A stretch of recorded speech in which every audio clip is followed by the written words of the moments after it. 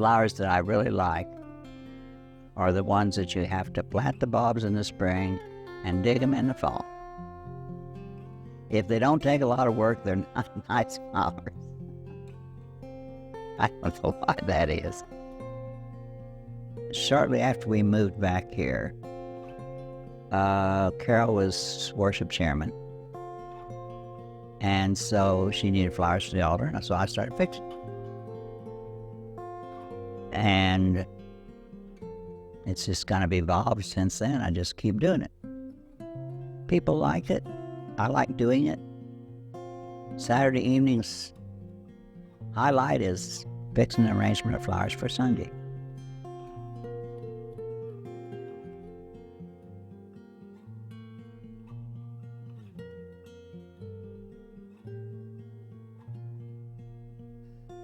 Grandpa's oldest sister, Aunt Roxy, married into the Wheelers, so there they came.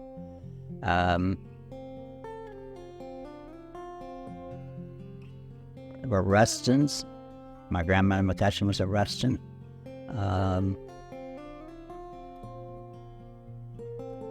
Other members of, Grandma McCutcheon's brother and her two cousins were all raised by the same man, because brothers married sisters and one man died, so the other man raised both families and took care of both farms.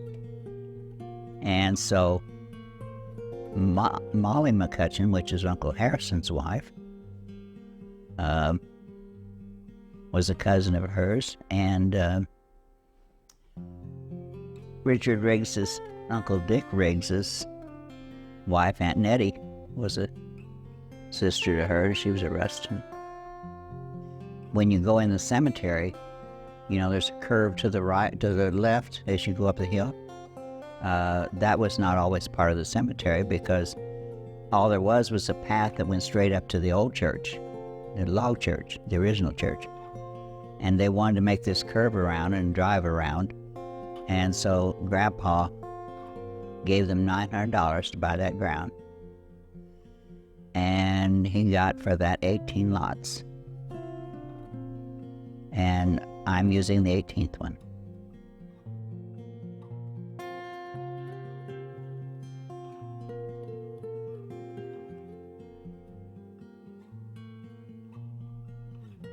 He was my mother's youngest brother.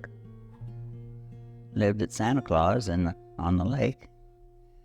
And his birthday was on July the 4th.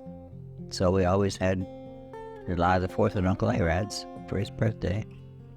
He had farm chores to do as a kid too, so every time they would butcher pigs for meat, then they would save the bladder. And he blew that up, and that was his first basketball. That's how he learned to play basketball, with a pig's bladder. He always wanted to stay in the teaching field, even while he was coaching. He was still a teacher. I think the legacy that Coach McCutcheon built and left here at the University of Evansville is spectacular, and it's something that resonates with current recruits. It's something we talk about with their families and their coaches, really from the moment of introduction.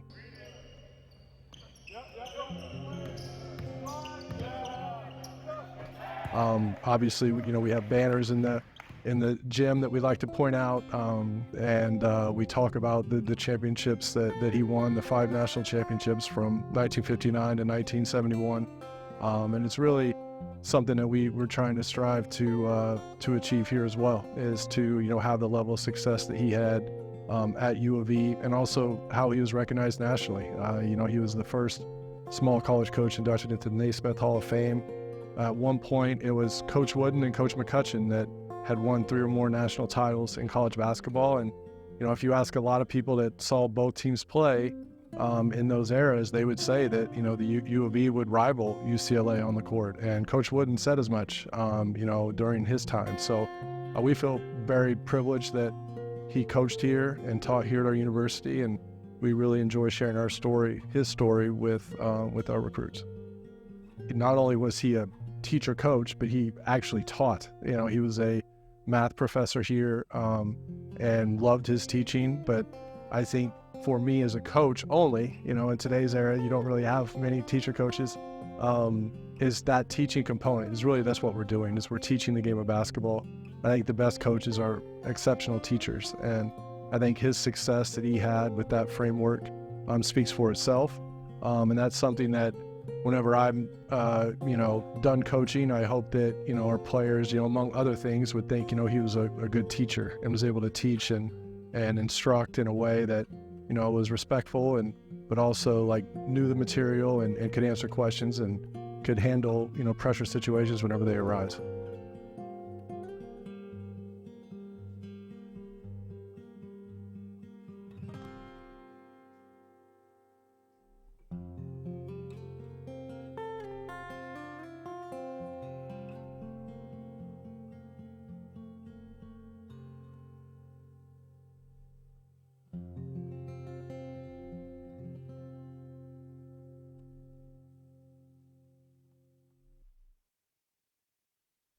I am so blessed to have grown up in church, been blessed by family, been blessed by a church, to have that experience. And the scripture that is my call is Luke 12:48, to whom much is given, much is required. Because I've been given so much blessing and experience at Bluegrass and growing up with a family that's a Christian family and loves Jesus, and the church that loves Jesus, I am required and blessed to serve a lot.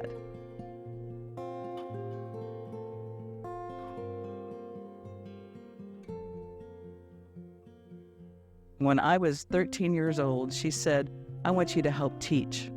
So I did become a teacher later on too, and a preacher. So the things that she did were just amazing, as well as working with the women's group, singing, sharing with the food and doing the apple butter. I talked to my sisters too, and they said, "Oh yeah, she helped cut those apples and all those things," because apple butter was a big thing here at Bluegrass.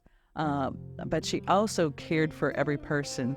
When the extreme poverty was going on way back in time, she made sure that she cared for people, but not just giving them the food or giving them money, but asking them to work on the farm some, doing something. And then as they worked, then she provided for them and made sure that they were cared for.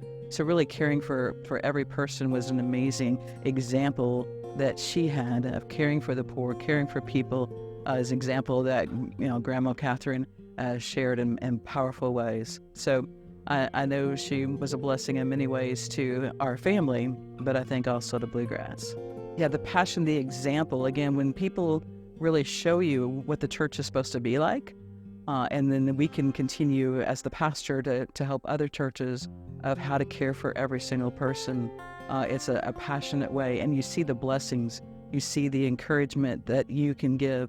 Again, not every time does every person who is poor or in need give a great thank you, but most times they do, and they get to see the love and grace of Jesus the Christ. So those examples that I got to see at Bluegrass and then get to do now are just amazing of God at work. So it helps me to have that passion to truly reach out and continue to want. And I'm excited to know and see in the past, several years how much Bluegrass has grown. It was kind of funny. We thought when we left, then they started growing. But the many blessings to see that it continues to grow in so many ways.